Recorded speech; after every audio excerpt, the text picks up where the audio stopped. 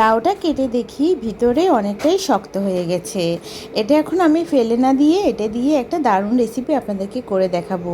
দেখুন আমি লাউগুলো এভাবে কেটে নিয়েছি। এখানে খোসার সাথে অনেকটাই লাউ রেখে দিয়ে এভাবে কুচি কুচি করে কেটে নিয়েছি। আর বুকুরে যে বিচির অংশটা থাকে ওটা আমি একেবারে ভারী করে ফেলে দিয়েছি।